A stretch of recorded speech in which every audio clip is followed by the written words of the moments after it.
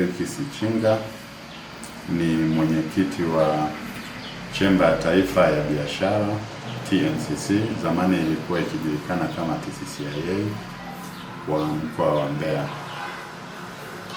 na ofisi zetu ziko hapa Jakaranda. Kwa mwaka wa 4 mfululizo sasa, Chemba ya Taifa ya Biashara ikishirikiana na ofisi ya mkuu wa mkoa wa Mbeya pamoja na halmashauri ya jiji la Mbeya tumekuwa tukiandaa maonesho ya biashara, kilimo na viwanda, ambayo ninadiriki kusema ndio maonyesho makubwa kwa kanda ya nyanda za juu kusini kwa sasa. Na kwa mwaka huu wa 2026 maonyesho yatafanyika kuanzia tarehe 22 mwezi Mei mpaka tarehe 30 mwezi Mei katika viwanja vya lilipokuwa soko kuu la Uhindini. Na mara nyingi uwanja huu sasa hivi unaitwa ni uwanja wa Mbeya City Expo kwa sababu ya jina la maonyesho yetu ni Mbeya City Expo. Na tofauti na miaka mingine, mwaka huu maonyesho yetu yanakuwa na upekee kabisa kwa sababu tumeweza kuja na mageuzi makubwa. Kwanza kabisa, idadi ya makampuni, taasisi na watu binafsi ambao wanakuja kuonesha bidhaa, teknolojia pamoja na ujuzi katika vitu ambavyo wanafanya katika ofisi zao, na tunategemea tuwe na waoneshaji zaidi ya 200. Ina maana ni kampuni kubwa, za kati, ndogo mpaka wajasiriamali wadogo, na hatujaacha nyuma makundi maalum. Tuna makundi ya wakina mama ambao watakuwa na mabanda yao maalum.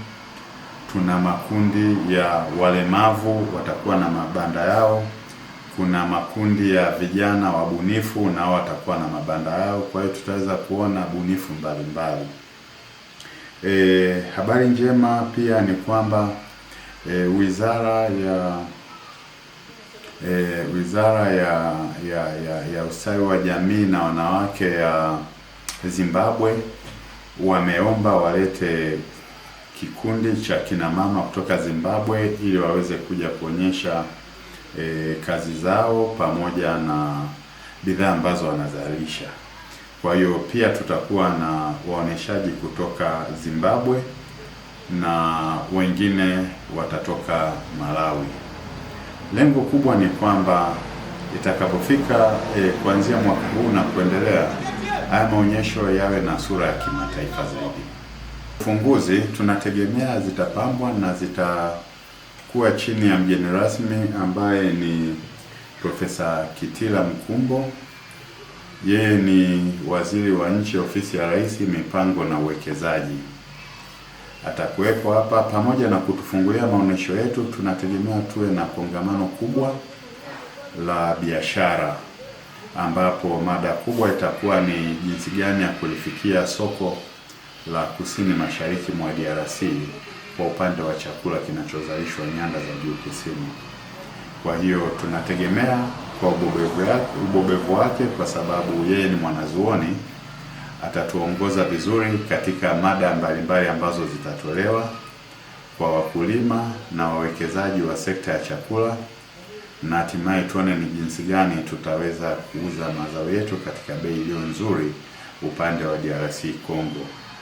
Kwa nini tunasema DRC Congo, DRC kusini mashariki? Ni kwa sababu serikali imekamilisha ujenzi wa meli 2 kubwa za mizigo zenye uwezo wa kubeba tani 2000 kwa wakati mmoja kwa kila meli, na zinategemea ziwe zinafanya kazi kwenye bandari zetu ya Kasanga, Kalema kwenda Kongo Kalemi, ambako ndiko soko litakapoanzia.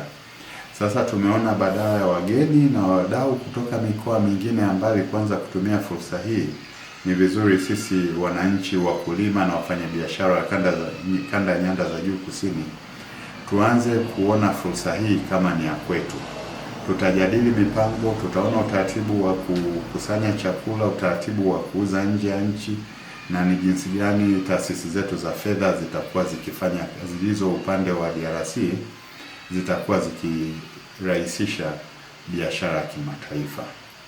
Huo ni ufunguzi, lakini sherehe ya kufunga tunategemea tuwe na mgeni rasmi ambaye ni waziri wa viwanda na biashara, ndugu yetu Mheshimiwa Judith Kapinga, ambaye atashiriki pia shughuli hiyo, na pia atapata nafasi ya kuona makundi mbalimbali, hususani wanawake, vijana na walemavu wakiwa na gunduzi na bidhaa mbalimbali.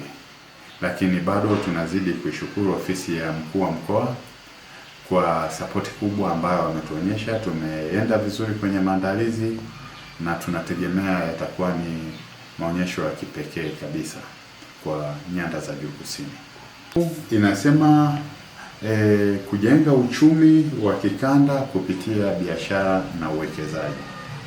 Kwa hiyo tunaanza kuwa na umoja wa kikanda nyanda za juu kusini, ili tuweze kuwekeza biashara na kuuza nje. Kwenye diplomasia ya uchumi tunatamani ichipukie katika jiji la Mbeya.